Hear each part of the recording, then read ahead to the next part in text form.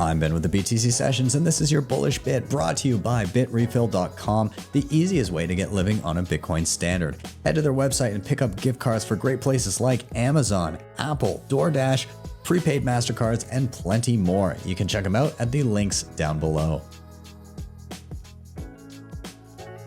It's really fascinating because I think there is this broad assumption that like cybersecurity, you would understand why you would want money that's not centralized and that's more secure, but it's actually the opposite of what you'd expect. So I actually come from a cybersecurity background. And a lot of the reason for that is because cybersecurity is a profession that pays well. So people don't have a felt need to escape poverty or to have some other way to store wealth. Most people who are working in cybersecurity will have good 401ks and stuff like that. So they kind of have like the American dream of setting up your future. Obviously, there's a lot of issues there still, but the primary reason that I saw actually is that most of the interactions that cybersecurity professionals have with Bitcoin is in the ransomware field these days. And so what they're seeing with Bitcoin is they're seeing that when large-scale hacks occur, what happens is the ransomware attackers want Bitcoin as payment to allow the company to get their documents back, allow their company to have their servers unencrypted, that sort of thing. So there's very much kind of like a bad taste in the cybersecurity world's mouth about Bitcoin because of that, even though that's like, it's such a tiny, tiny fraction of what Bitcoin is used for. That's a lot of the exposure they get. And when you read things from the most highly respected people in the cybersecurity world, it's overwhelmingly a skepticism of cryptocurrency in general and a dismissal of Bitcoin.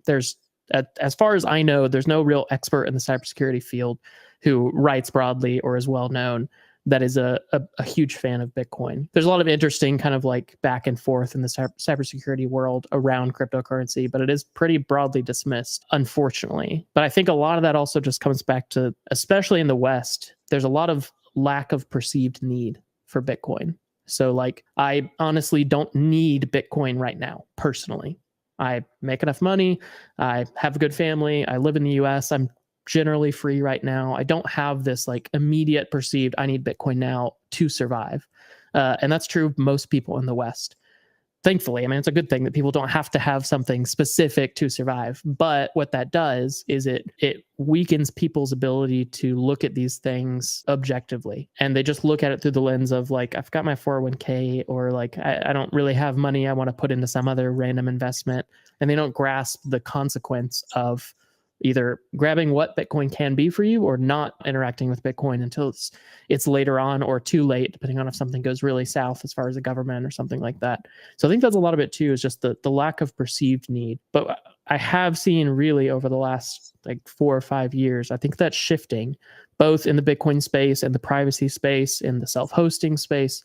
There's a massive wake up happening where people are starting to understand like, oh, the people who give me my news, the people who are in my government, they aren't generally working for my good. So I need to figure out how I can take some of this stuff into my own hands. And a lot of people are waking up and coming around to these things.